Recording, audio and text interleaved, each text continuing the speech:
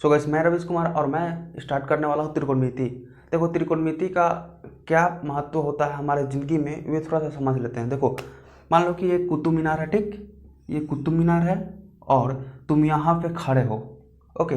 तो कोई पूछ दे बिना नापे, बिना तुम नहीं जानते हो कि कुतुब मीनार की हाइट कितनी है, तो बिना नापे इसकी हाइट बता सकते हो तुम कुतुब मीनार के।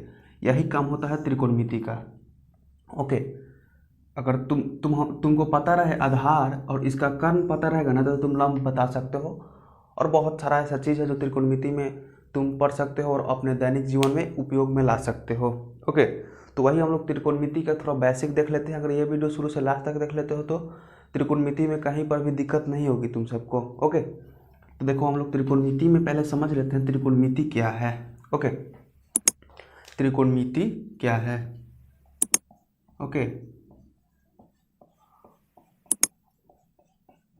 त्रिकोणमिति, त्रिकोणमिति, त्रि मतलब होता है तीन, ओके। कोण मतलब तो आप लोग जानते हो कोण ही होता है, ओके। और मिति मतलब होता है माप। तीनों कोणों के माप को हम लोग त्रिकोणमिति होते हैं, मतलब तीनों कोणों के माप को हम लोग त्रिकोणमिति कहते हैं। इसका डिफिनेशन होता है त्रिकोणमिति का, ओके। त्रिकोणमिति, तीनों कोणों के माप को हम लोग त्रिकोणमिति कहते हैं। तो थोड़ा सा हम लोग समझ लेते हैं त्रिकोणमिति, और बेसिक तो हम लोग इसमें देखने ही वाले हैं। तो देखो, ये एक हम लोग थोड़ा सा कोण बनाकर समझ लेते हैं, त्रिभुज बनाकर, ओके, तब समझ में आएगा अच्छे से। और ये क्या है, देखो, त्रिकोणमिति में ना कोई भी त्रिभुज बनेगा वो समकोण ही बनेगा। तो ये बी हो गया, थोड़ा नाम दे देते हैं, ए हो गया और ये सी हो गया। और जो समकोण होता है वो 90 डिग्री का कोण बनाता है, ओके। तो देखो, थोड़ा सा हम नाम भी दे देते हैं। इसको क्या कहते हैं हम लोग, इसको बोलते हैं लंब।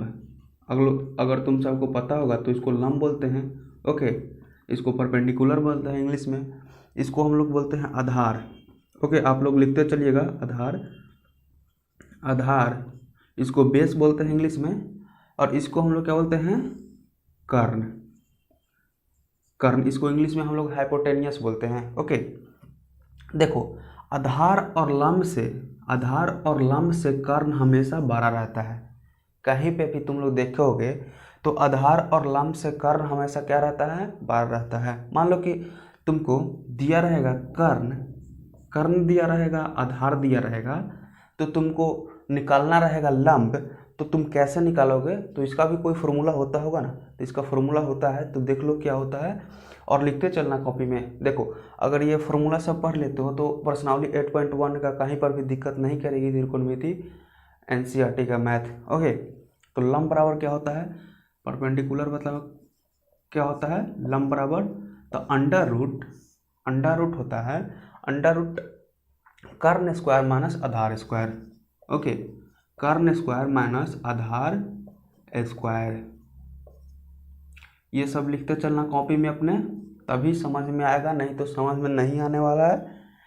लंब बराबर कितना होता है, कर्ण स्क्वायर माइनस आधार स्क्वायर, ओके। और देख लेते हैं, अगर लंब दिया रहे, आधार दिया रहे, कर्ण नहीं दिया रहे, तो कर्ण पूछेगा तो इसका भी फॉर्मूला होता है। आप लोग लिख लीजिए फॉर्मूला क्या होता है। तो कर्ण बराबर फॉर्मूला होता है, कर्ण बराबर फॉर्मूला होता है लंब अंडर रूट लंब स्क्वायर प्लस आधार स्क्वायर। उसके बाद फॉर्मूला होता है, अगर देख लीजिए, कर्ण दिया रहे, लंब दिया रहे, आधार पूछे तो उसका भी एक फॉर्मूला होता है, वो आप लोग लगा कर ये फॉर्मूला, आधार बराबर फॉर्मूला निकाल सकते हो, आधार, ओके। तो आधार कितना होता है, आधार का फॉर्मूला, आधार बराबर होता है अंडर रूट कर्ण स्क्वायर माइनस लंब स्क्वायर, ओके। अगर देख लो, तुम एक लंब याद कर लेते हो तो आधार आसानी से याद हो जाएगा, ओके। तो देख लिए। और एक बात और ही, कभी भी घटता है ना तो कर्ण में से आधार घटेगा चाहे लंब घटेगा, कभी भी छोटा में से 12 में से छोटा घटता है, ओके। और एक बात और ध्यान रखिएगा, जो मान लीजिए कोई पूछे साइन ए बराबर पूछता है, तो उसके सामने वाला कोण, उसके सामने वाला जो भुजा हो जाता है उसके वो लंब हो जाता है, ओके। जो कोई एंगल पूछे तो उसके सामने वाला भुजा लंब हो जाता है, जैसे में ए पूछेगा तो इसके सामने वाला भुजा ये हो जाएगा BC लंब हो जाएगा। ओके, अगर सी पूछे कौन सी क्या होगा तो इसका सामने वाला भुजा लंब हो जाएगा। ओके, और ये आधार हो जाएगा। और कर्ण फिक्स्ड रहता है, कर्ण कभी भी चेंज नहीं होता है। ओके, यहाँ तक तो समझ में आ गया होगा तुम सबको। अगर और देखते हैं हम लोग आगे देखते हैं, थोड़ा त्रिकोणमिति फंक्शन का भी बारे में बात कर लेते हैं, वो भी थोड़ा फार्मूला याद कर लेते हैं। ये फार्मूला याद कर लेना तुम सब, क्योंकि बहुत इंपॉर्टेंट है। अगर ये फार्मूला नहीं याद होगा तो त्रिकोणमिति चैप्टर नहीं बना पाओगे अच्छे से। तो देखो अब कहाँ पे थे हम लोग थे, हाँ त्रिकोणमिति फंक्शन थोड़ा देख लेते हैं, स्क्रीनशॉट ले लो। ओके, अब थोड़ा सा देख लेते हैं त्रिकोणमिति फंक्शन। त्रिकोणमिति फंक्शन 6 होते हैं, याद करना तुम सब। एक होता है साइन थीटा, कॉस थीटा, ये सब याद करते चलना भाई, क्योंकि बहुत ही इंपॉर्टेंट है। जैसे जीने के लिए सांस की आवश्यकता पड़ती है, वैसे त्रिकोणमिति के लिए ये सब फंक्शन, त्रिकोणमिति फंक्शन बहुत इंपॉर्टेंट पड़ती है। Tan theta, cosec theta, cos theta, cot theta.